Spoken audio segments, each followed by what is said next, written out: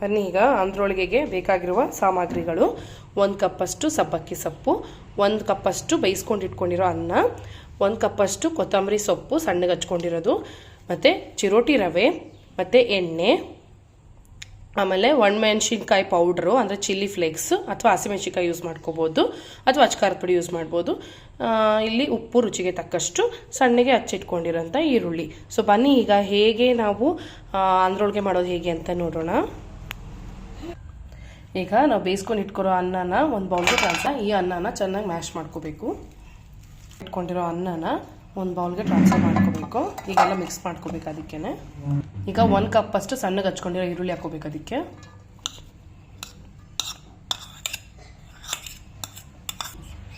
1 ಕಪ್ಪಷ್ಟು ಕೊತ್ತಂಬರಿ ಸೊಪ್ಪು ಸಣ್ಣಗೆ ಹಚ್ಕೊಂಡಿರೋದು, ಸಬ್ಬಕ್ಕಿ ಸೊಪ್ಪು ಸಣ್ಣಗೆ ಹಚ್ಕೊಂಡಿರೋದು, ರುಚಿಗೆ ತಕ್ಕಷ್ಟು ಉಪ್ಪು, ಸ್ವಲ್ಪ ಚಿಲ್ಲಿ ಫ್ಲೇಕ್ಸ್, ಅಚ್ಕಾರ ಪುಡಿ ಯೂಸ್ ಮಾಡ್ಬೋದು. ಇಲ್ಲ ಇದಕ್ಕೆ 1 ರಿಂದ 2 ಟೇಬಲ್ ಸ್ಪೂನ್ ಅಷ್ಟು ಎಣ್ಣೆ ಹಾಕೊಳ್ಳೋಣ. ಇದನ್ನೆಲ್ಲ ಚೆನ್ನಾಗಿ ಮಿಕ್ಸ್ ಮಾಡ್ಕೊಳ್ಳೋಣ. ಒಂದು ಸ್ಟಫ್ ರೆಡಿ ಮಾಡ್ಕೊ. ಈಗ ನೋಡಿ ಇದು ಚೆನ್ನಾಗಿ ಮಿಕ್ಸ್ ಆಗಿದೆ. ಸೊ ಇದನ್ನು ನಾವು ಸಣ್ಣ ಸಣ್ಣ ಉಂಡೆಗಳಾಗಿ ಇಟ್ಕೋಬೇಕು. ಒಂದೊಂದು ಉಂಡೆನು ಸೊ ಈ ಥರ ಮಾಡಿ ಇಟ್ಕೋಬೇಕು. ಈಗ ನೋಡೋಣ.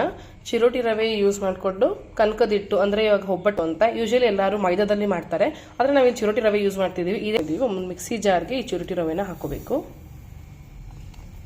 ರುಚಿಗೆ ತಕ್ಕಷ್ಟು ಉಪ್ಪು, ಇದಕ್ಕೆ ಸ್ವಲ್ಪ ಎಣ್ಣೆ ಹಾಕೋಬೇಕು. 1 ರಿಂದ 2 ಚಮಚ ಹಾಕೋಣ.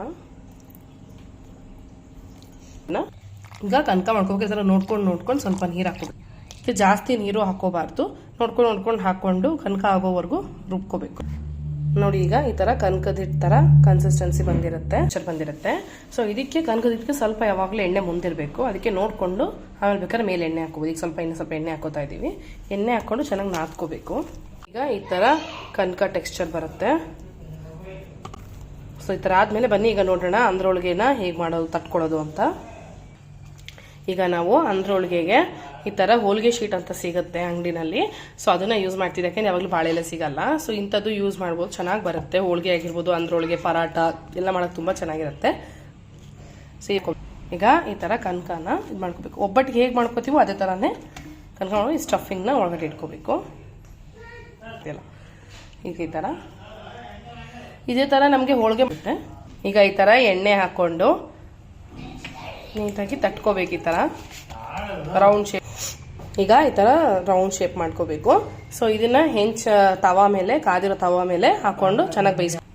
ಈಗ ಕಾದಿರೋ ತವಾ ಮೇಲೆ 1 ಟೇಬಲ್ ಸ್ಪೂನ್ ಅಷ್ಟು ಎಣ್ಣೆ ಹಾಕ್ಕೊಂಡು ಹಿಂಗೆ ಹಾಕಿ, ಈ ಬಾಳೆಲೆ ಇದ್ರೆ ಬಾಳೆಲೆನೂ ಯೂಸ್ ಮಾಡ್ಕೋಬೋದು. ಸೊ ಈ ಥರ ನಿಧಾನಕ್ಕೆ ತೆಗಿಬೇಕು. ಈಗ ಚೆನ್ನಾಗಿ ಇನ್ನೊಂದು ಕಡೆ ತಿರ್ಸ್ಕೊಂಡು ಸೊ 2 ಕಡೆನೂ ಚೆನ್ನಾಗಿ ಬೇಯಿಸಿ. ಈಗ ನೋಡಿ ಇದು ಚೆನ್ನಾಗಿ ಹಾಕ್ಕೊಳ್ಳೋಣ. ನೋಡಿ ಫ್ರೆಂಡ್ಸ್ ಹೇಗೆ ನಾವು ಅಂದ್ರೊಳಗೆ ಮಾಡಿದ್ವಿ ಅಂತ.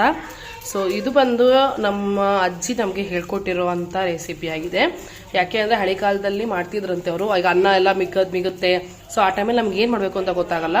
ಅಂಥ ಟೈಮಲ್ಲಿ ಇಂಥ ಸುಲಭವಾದ ರೆಸಿಪಿ ಮಾಡಿ ಅನ್ನನೂ ವೇಸ್ಟ್ ಮಾಡ್ತಾರೆ, ಚೆನ್ನಾಗಿ ರೊಟ್ಟಿ ಥರ ಮಾಡಿಕೊಂಡು ತಿನ್ಬೋದು. ಇದ್ರ ಜೊತೆ ನಾನು ಪುದೀನ ಚಟ್ನಿ ಮಾಡಿದ್ದೀವಿ. ಸೊ ಈ ಪುದೀನ ಚಟ್ನಿ ಹೆಂಗೆ ಮಾಡೋದು ಅಂತ ನೆಕ್ಸ್ಟ್ ವಿಡಿಯೋದಲ್ಲಿ ನೋಡೋಣ.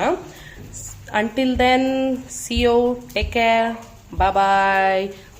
ಅದಕ್ಕಿಂತ ಮುಂಚೆ ಯಾರ್ಯಾರು ನಮ್ಮ ಚಾನಲ್ಗೆ ಸಬ್ಸ್ಕ್ರೈಬ್ ಆಗಿಲ್ವೋ ಪ್ಲೀಸ್ ಸಬ್ಸ್ಕ್ರೈಬ್ ಮಾಡಿ. ಹೀಗೆ ನಮಗೆ ಸಪೋರ್ಟ್ ಮಾಡ್ತಾ ಇರಿ, ಶೇರ್ ಮಾಡಿ, ಬೆಲ್ ಐಕಾನ್ ಕ್ಲಿಕ್ ಮಾಡಿ. ಈ ರೆಸಿಪಿನ ಎಲ್ಲರೂ ಮನೆಯಲ್ಲಿ ಟ್ರೈ ಮಾಡಿ ಹೆಂಗಾಗಿದೆ ಅಂತ ದಯವಿಟ್ಟು ಕಮೆಂಟ್ ಬಾಕ್ಸಲ್ಲಿ ತಿಳಿಸಿ. ಬಾಯ್.